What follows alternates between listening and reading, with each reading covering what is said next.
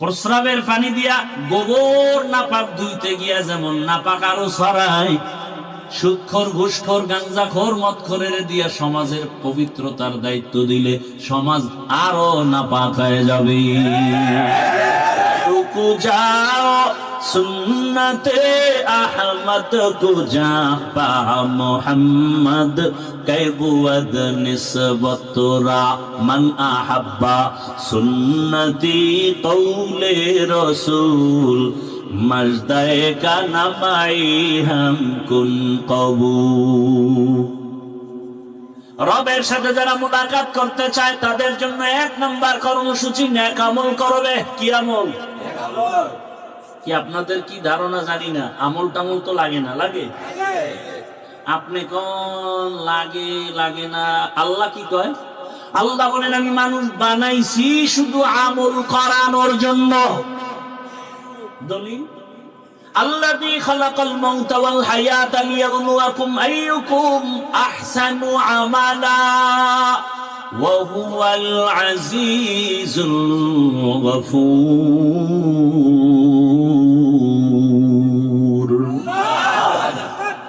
अमल से जिंदगी बनती है जन्नत भी जहन्नम भी, ये खाके अपनी फितरत में न नूरी है न नारी। আমি আপনাদের পেশের কথা কম বলি, সহজে যেন সাধারণ মানুষ আমার বয়ান বুঝতে পারে, এজন্য সংক্ষেপ সংক্ষেপ ছোট ছোট কথা দিয়ে উদাহরণ দিয়ে বুঝাই। আমারে সহজে জবাব দেন সবাই, পেশ গোছের কথা নাই, সহজ জবাব দেন তো। ইশরাক, আউয়াবিন, চাষ, তাহাজ্জুদ রসুল পড়ছেন?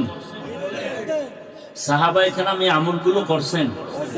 আপনি কি সাহাবায়ে কেরামদের থেকে বড় ওলি হয়ে গেছেন? তা আপনারা কোন বেঈমানে বললো যে আমল লাগে না? কোন বেঈমান? আল্লাহকে আমলের জন্য পাঠাইছে। কোন আল্লাহর দুশমন আপনাকে কানের মধ্যে আওয়াজ দিল যে আমল লাগে না? অথচ যার যত আমল ভালো তার ইমানের পাওয়ার ভালো। কিয়ামতের ময়দানে যখন জান্নাতীরা জান্নাতে যাবে, এই কি সমস্যা কি? এখানে ডিস্টার্ব, ওইখানে ডিস্টার্ব, এত ডিস্টার্ব হলে কি ওয়াজ হয়?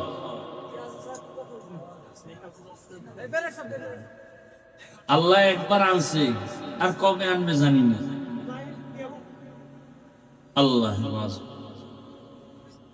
এখানে সব ফেরেশতা, সবাই যদি ফেরেশতা তো মোবাইল হারায় কেন?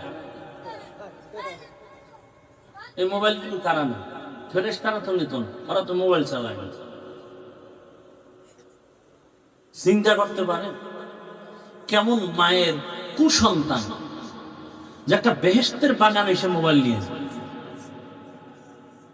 আমাকে আর অল্প টাইম 5-10 মিনিট কথা বলার সুযোগ দিবেন আপনারা? এটা মুখস্থ করে বয়ান করা যায়, একটা লাইনে কথা বলতেছি, ফট করে ডিস্টার্ব হয়ে গেছে। কি কথা বলতেছিলাম তো ভুলেও গেছি। কি বলতেছিলাম?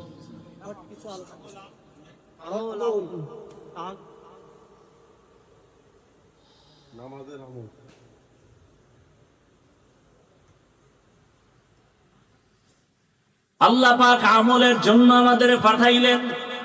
সাহাবায়ে কেরাম ইশরাক, আউয়াবিন, চাষ, তাহাজ্জুদ আমল করেছেন। তাদের এত আমলের কি দরকার ছিল? জীবন চলে গেছে, জামাত ছাড়া নামাজ তারা আদায় করতেন না। এরে আল্লাহর বান্দারা, ঘরের মধ্যে খানা নাই, খুব খেয়াল করেন। বুঝছি আর বেশি ধৈর্য আপনাদের হবে না, আর আমারও ধৈর্য কম, আমি গুছাই নিয়ে আসতেছি, খেয়াল করেন। সাহাবীর ঘরে খানা নাই, রহমতের নবীর পিছনে নামাজ পড়তে গিয়া সাহাবায়ে কেরাম আযানের আগে মসজিদে হাজির।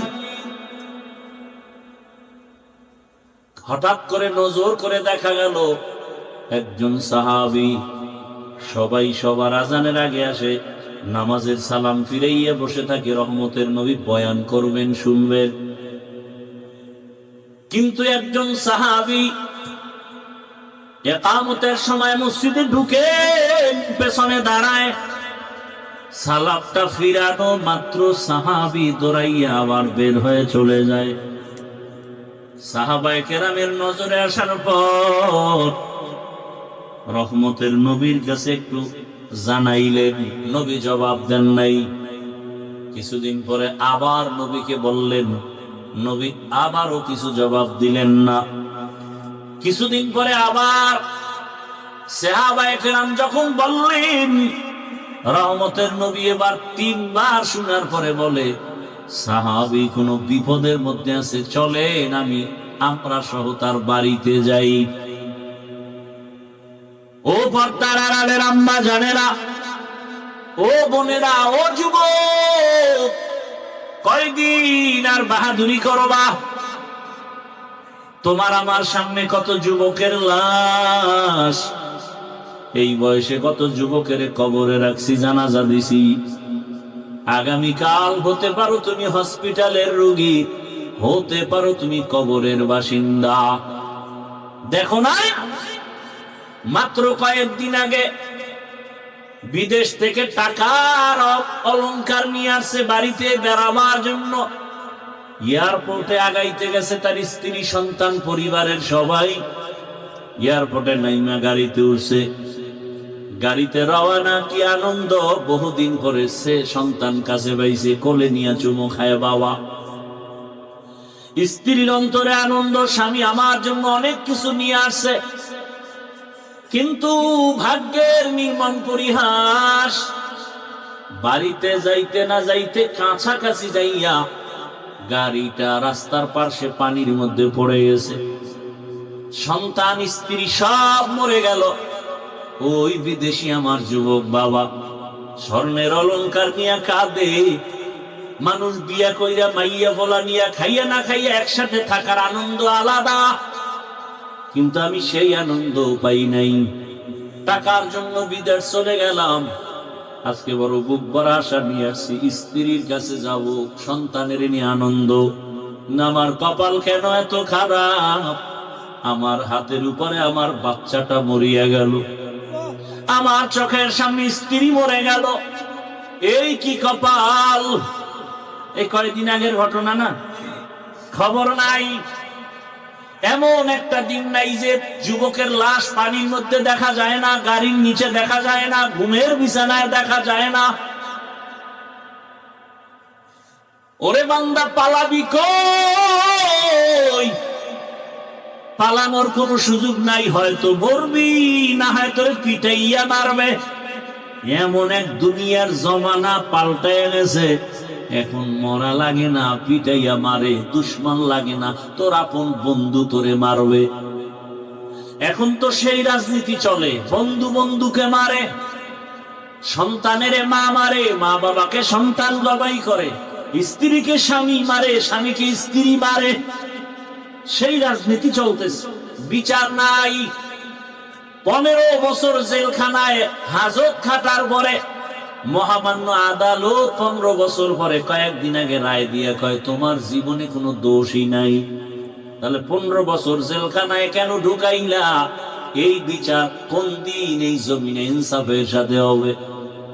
মিথ্যা মামলা দিয়ে দিছে, আর গ্রহণ করে নিল। মিথ্যা মামলা নেয়, আর অন্যায়, বাস্তব অন্যায়ের মামলা অনেক সময় টাকা খাইয়া নেয় না। বড় কঠিন হালাত, বলারও মানুষ নাই, শোনারও মানুষ নাই, বিরোধিতা করার মানুষের অভাব নাই। বড় কঠিন। আল্লাহ বলেন, নেক আমল করো, যত পারো আমল চালিয়ে যাও, ইখলাস ওয়ালা আমল। ইখলাস কবে আসবে? সেই দিন কর্মকা হবে না। চালাও, আমল চালায় যাও। আমল করতে করতে এক সময় যদি সেজদাটার মধ্যে ইখলাস চলে আসে, কান্না চলে আসে, এক সেজদা জান্নাত ওয়াজিব হয়ে যাবে, 1000 সেজদা আসমানে কবুল হতে হবে না। এই জন্য সাহাবায়ে কেরাম আমল করতে করতে বেকার। রহমতের নবী বলেন, চলো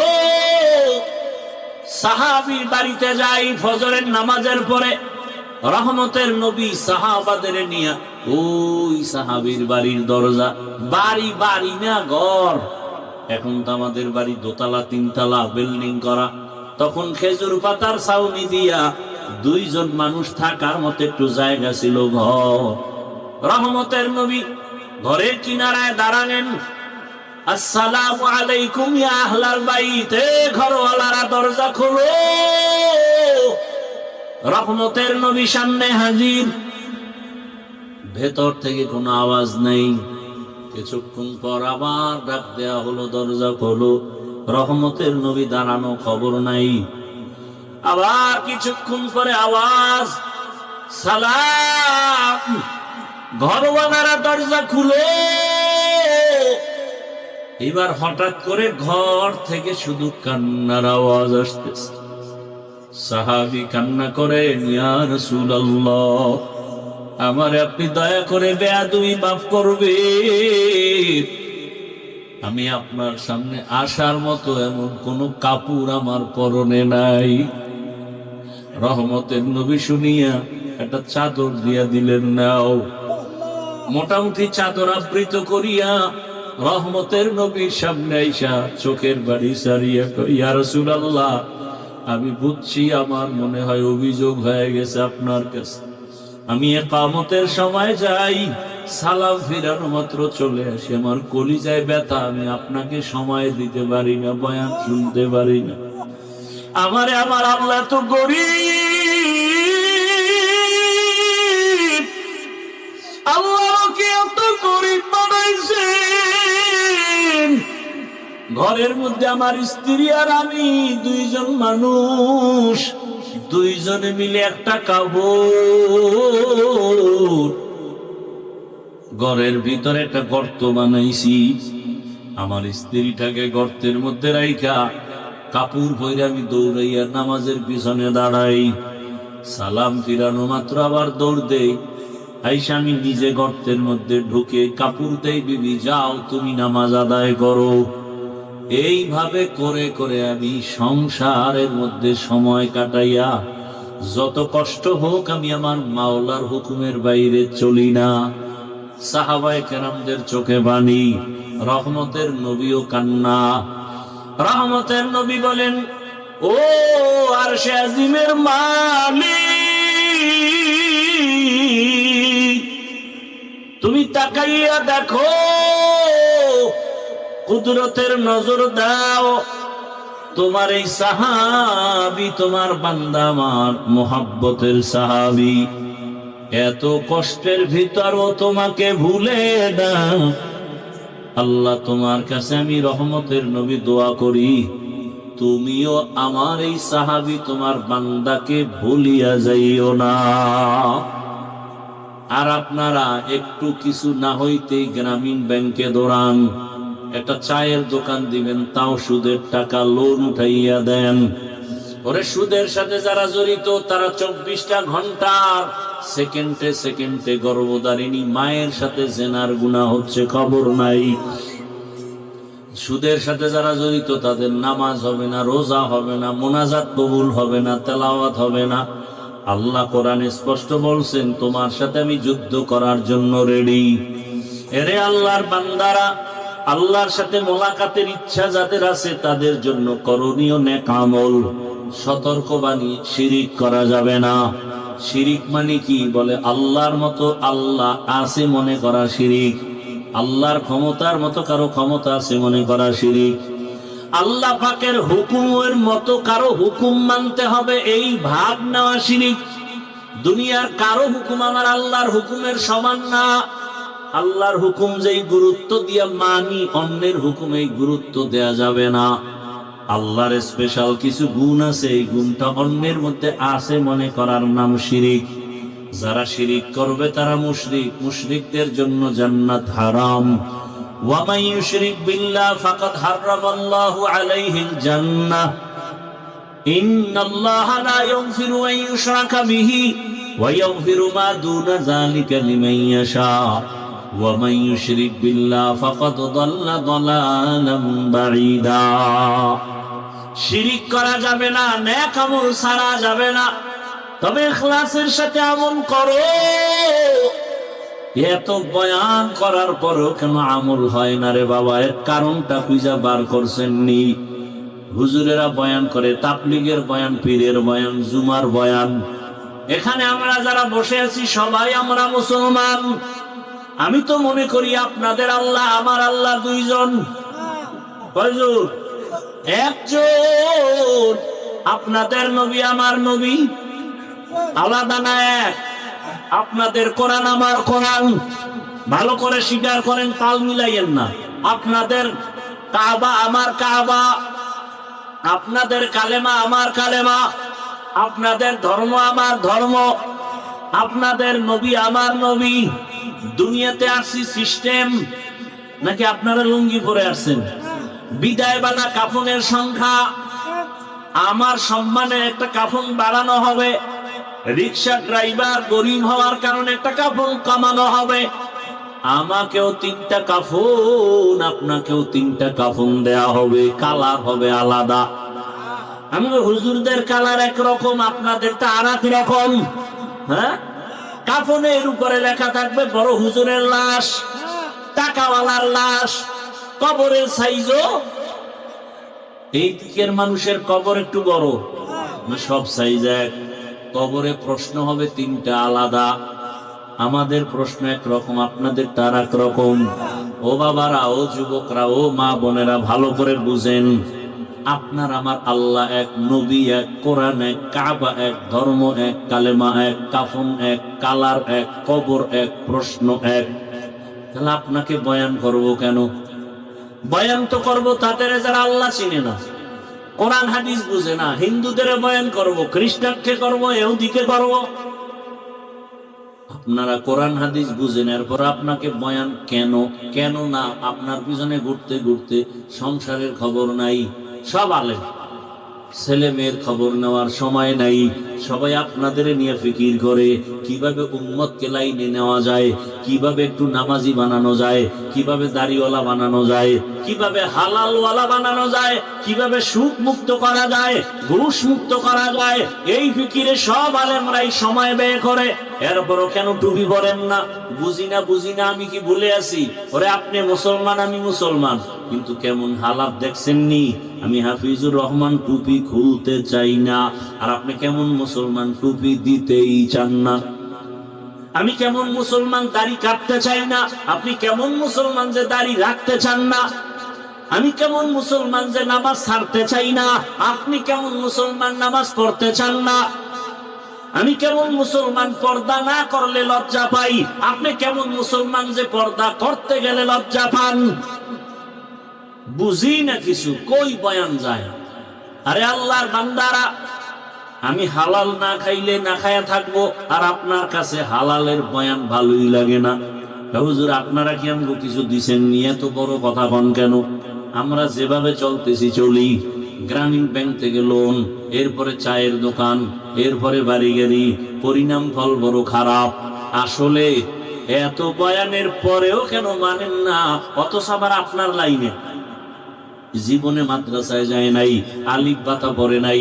আপনাদের লাইনেরই জেনারেল লাইনের মানুষ, যুবক, স্কুলে পড়ে, কলেজে পড়ে, 5 ওয়াক্ত নামাজ পড়ে। সাক্ষী দেন। সত্য কথা বলতে তো টেনশন কেন আছে?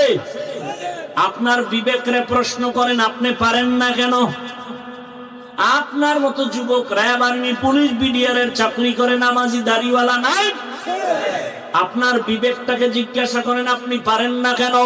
রাস্তায় গাড়ি চালায় আপনার মতো যুবক নামাজ ছাড়ে না, নদীর মধ্যে মাছ ধরে নামাজ ছাড়ে না, ও জমিনে কৃষি কাজ করে নামাজ বাদ দেয় না, ব্যবসা করে নামাজ বাদ দেয় না, ডাক্তার, প্রফেসর, ইঞ্জিনিয়ার, ব্যবসায়ী 5 ওয়াক্ত নামাজ পড়ে। আমি হুজুর হইতে বলি নাই।